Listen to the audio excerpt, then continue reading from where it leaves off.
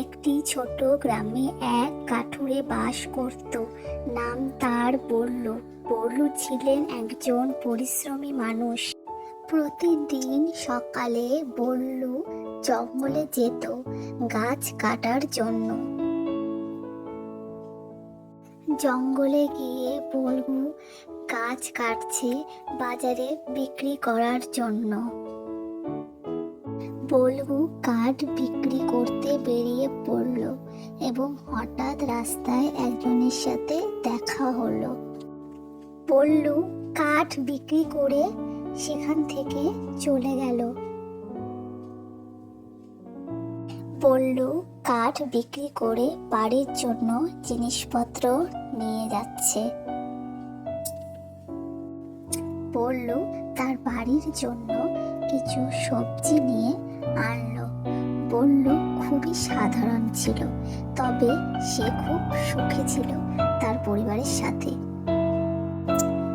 একদিন বল্লু জঙ্গলে কাঠ কাটতে গিয়ে একটি ছোট সোনালী মুদ্রা দেখতে পেল। মুদ্রাটি খুবই সুন্দর ছিল এবং তার মূল্য দেখে বল্লুর চোখে আলো জ্বলে উঠল। সে ভাবল, এই মুদ্রা দিয়ে আমি অনেক কিছু কিনতে পারবো, তখন আমি আর কষ্ট করব না।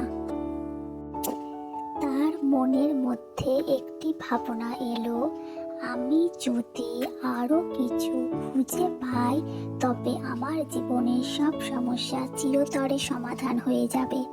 বল্লু সিদ্ধান্ত নিল আরো সোনালী মুদ্রা খুঁজে বের করবে এবং সেজন্য বল্লু সারাদিন জঙ্গল চষে বেড়াতে লাগলো।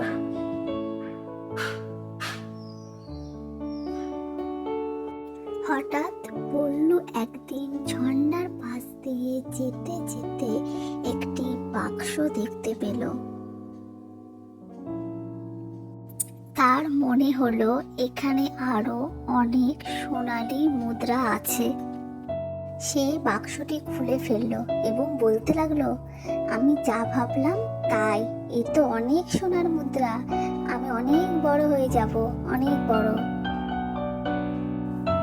যখন মনে মনে ভাবলো সোনার মুদ্রাগুলি নিয়ে যাবে, ঠিক তখনই দুদিক থেকে দুটো সাপ তার সামনে চলে আসলো। সাপকে দেখে বল্লু ভয় পেয়ে গেল। বল্লু ভয় পেয়ে তৎক্ষণাৎ পালাতে গেল এবং পালাতে গিয়ে বল্লু মাটিতে পড়ে গেল। পড়ে গিয়ে অজ্ঞান হয়ে গেল। জ্ঞান হারিয়ে সেখানেই পড়ে থাকলো। সাপেরা তাকে কিছু করলো না। সাপেরা বলল, তুই সবসময়ই সৎ ছিলিস, তোর মনে অসৎ চিন্তা ভাবনা কোনোদিনই ছিল না, হঠাৎ করে এলো, তাই এবারের মতো তোকে মুক্তি দিলাম। তারপর সাপেরা সেখান থেকে চলে গেল।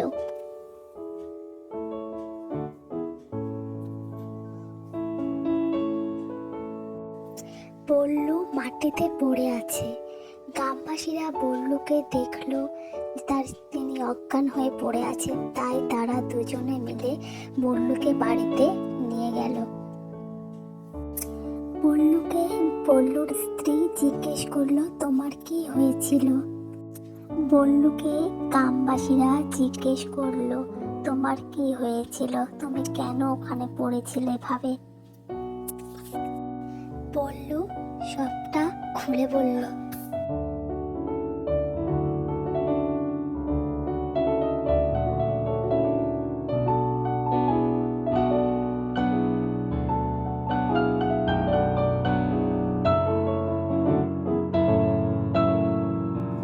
তখন গ্রামবাসীরা বল্লুকে বলল, তুমি তো সৎভাবে কাজ করছিলে সারা জীবন, কিন্তু অতিরিক্ত লোভ তোমার জীবনে বিপদ ডেকে আনলো। যেহেতু তুমি সারা জীবনে সৎ ছিলে, তাই হয়তো এবারের মতো প্রাণে বেঁচে গেলে। বল্লু বুঝতে পারলো যে তার জীবনে শান্তি আর সুখের জন্য অতিরিক্ত লোভ নয়, বরং সৎ ও পরিশ্রমী জীবনই সবচেয়ে গুরুত্বপূর্ণ। বল্লু পরের দিন থেকে আবার তার পুরনো জীবনে ফিরে গেল, কিন্তু এবার তার মনে শান্তি ছিল। সে বুঝেছিল অতিরিক্ত লোভ কখনোই সুখ এনে দিতে পারে না।